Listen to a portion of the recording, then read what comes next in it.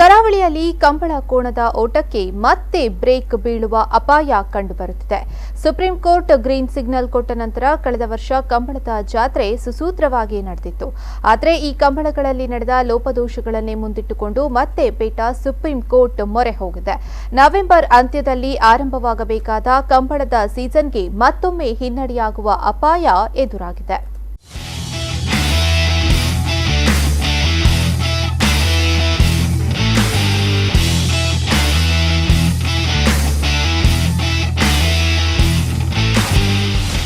ಕರಾವಳಿಯಲ್ಲಿ ನಡೆಯುವ ಕೋಣಗಳ race world famous. Kambala ಅಂದ ತಕ್ಷಣ ಕರಾವಳಿಯ ಜನರಿಗೆ ರೋಮಾಂಚನವಾಗುತ್ತೆ. ಆದರೆ ಕಳೆದ ಕೆಲವು ವರ್ಷಗಳಿಂದ ಕಂಬಳಕ್ಕೆ ಕರಾಳ ಛಾಯೆ ವ್ಯಾಪಿಸಿದೆ. ಪ್ರಾಣಿದಯ ಸಂಘವಾದ ಪೇಟಾದವರು ಕಂಬಳದಲ್ಲಿ ನಡೆಯುವ ಕೋಣಗಳ ಮೇಲಿನ ಹಿಂಸೆಯನ್ನ ಉದ್ದೇಶವಾಗಿಟ್ಟುಕೊಂಡು ಕಾನೂನು ಹೋರಾಟ ಆರಂಭಿಸಿದ ನಂತರ ಕಂಬಳದ ವೇಗಕ್ಕೆ ಬ್ರೇಕ್ ಬಿದ್ದಿದೆ. ಒಂದು ವರ್ಷ ಕಂಬಳ ನಡೆದ್ರೆ ಮತ್ತೊಂದು ವರ್ಷ ನಡೆಯಲ್ಲ. ಕಳೆದ ವರ್ಷ ಸುಪ್ರೀಂ ಕೋರ್ಟ್ ಗ್ರೀನ್ ಸಿಗ್ನಲ್ ಕೊಟ್ಟ ಹಿನ್ನೆಲೆಯಲ್ಲಿ ನಿಯಮಾವಳಿಗಳ ಅನುಸಾರ ಕಂಬಳ ನಡೆದಿತ್ತು. ಆದರೆ ಕೆಲವೊಂದು ಕಂಬಳಗಳಲ್ಲಿ ನಡೆದ ನಿಯಮ ಬಾಹಿರ ವರ್ತನೆಯನ್ನೇ ಮುಂದಿಟ್ಟುಕೊಂಡು ಪೇಟಾದವರು ಈ ಬಾರಿ ಮತ್ತೊಮ್ಮೆ ತಡೆಯಾಜ್ಞೆ ತರಲು ಮುಂದಾಗಿದ್ದಾರೆ.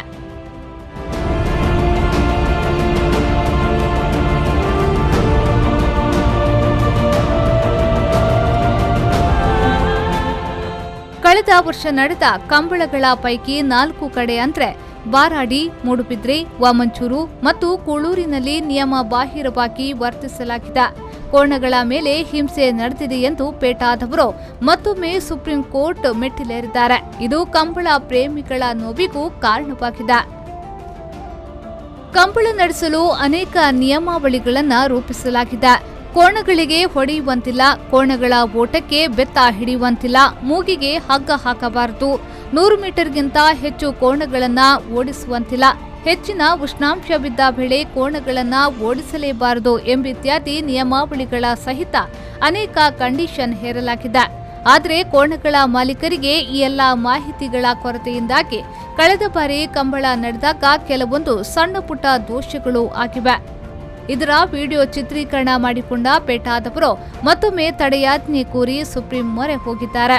ಸದ್ಯ ಈ ಪ್ರಕರಣ ಸುಪ್ರೀಂ ಕೋರ್ಟ್ನ ಸಂವಿಧಾನಿಕ ಪೀಠದಲ್ಲಿ 5 ಜಡ್ಜ್ಗಳ ಮುಂದೆ ಯಾವಾಗ ವಿಚಾರಣೆ ಆರಂಭವಾಗುತ್ತೋ ಗೊತ್ತಿಲ್ಲ. ನವೆಂಬರ್ ಅಂತ್ಯಕ್ಕೆ ಆರಂಭವಾಗಬೇಕಾದ ಕಂಬಳಕ್ಕೆ ಈ ತೀರ್ಪಿನಿಂದ ಯಾವ ರೀತಿಯ ಪರಿಣಾಮವಾಗುತ್ತೆ ಎಂದು ಕಾದು ನೋಡಬೇಕಾಗಿದೆ.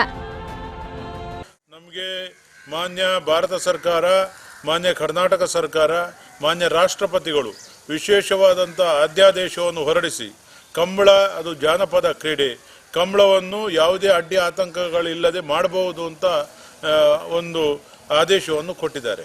ಮತ್ತೆ ಪೇಟದವರು ವ್ಯರ್ಥ ಅವರು ಆರೋಪಗಳನ್ನು ಮಾಡುವಂಥದ್ದು, ಒಂದು ರೀತಿಯಲ್ಲಿ ಗೂಬೆ ಕೂರಿಸುವಂಥದ್ದು, ಇದರಿಂದ ಒಂದು ರೀತಿಯಲ್ಲಿ ನಮ್ಮ ತುಳುನಾಡಿನ ಜನತೆಯ ಮುಗ್ಧತೆಯನ್ನು ಪ್ರಶ್ನಿಸುವಂತಾಗಿದೆ. ಇದರಿಂದ ನಾವೊಮ್ಮೆ ಮಂಗಳೂರಲ್ಲಿ ಕಂಬಳವನ್ನು ವಿರೋಧಿಸಿದಂಥ ಸಂದರ್ಭದಲ್ಲಿ, ಕಂಬಳವು ರದ್ದಾದಂಥ ಸಂದರ್ಭದಲ್ಲಿ ಸರ್ಕಾರಗಳ ವಿರುದ್ಧ ಉಭಯ ಜಿಲ್ಲೆಯ ಸಾವಿರಾರು ಜನರು ಬೃಹತ್ ಮಟ್ಟದ ಪ್ರತಿಭಟನೆಯನ್ನು ಯಾವತ್ತೂ ಮಾಡದ ರೀತಿಯಲ್ಲಿ ನಾವು ಮಾಡಿ ಇತಿಹಾಸವನ್ನು ತೋರಿಸಿಕೊಟ್ಟಿದ್ದೇವೆ. ಆದ್ದರಿಂದ ಕಂಬಳ ಎಲ್ಲ ರಾಜಕಾರಣಿಗಳಿಗೂ ಎಲ್ಲ ಜನಪ್ರತಿನಿಧಿಗಳು ಶಕ್ತಿ ನೀಡುವಂಥ ಒಂದು ಕ್ರೀಡೆ, ನಮ್ಮ ಜಾನಪದ ಕ್ರೀಡೆ.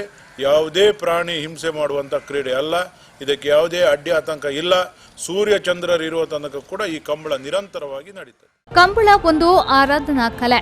ದೈವಗಳ ಆರಾಧನೆಯ ಭಾಗವಾಗಿ ಕೋಣಗಳನ್ನ ಓಡಿಸುವುದು ಪದ್ಧತಿ. ಕ್ರಮೇಣ ಇದಕ್ಕೆ ಸ್ಪರ್ಧೆಯ ಸ್ವರೂಪ ಬಂದಿದ್ದು ಕಂಬಳ ಕಾಲಮಾನ ಮತ್ತು ನಂಬಿಕೆಗಳನ್ನ ಕೋರ್ಟ್ ಮುಂದೆ ನಿರೂಪಿಸುವ ಬಹುದೊಡ್ಡ ಸವಾಲಿದೆ. ನಿಯಮಾವಳಿಗಳನ್ನ ಮೀರದೆ ಕಂಬಳ ನಡೆಸುವುದು ಕೂಡ ಸುಲಭದ ಕೆಲಸವಲ್ಲ. ಮುಂದೇನಾಗುತ್ತೆ ಕಾದು ನೋಡಬೇಕು. ಪಲ್ಲವಿ ಸಂತೋಷ್, ವಿ4 ನ್ಯೂಸ್ 24/7 ಉಡುಪಿ.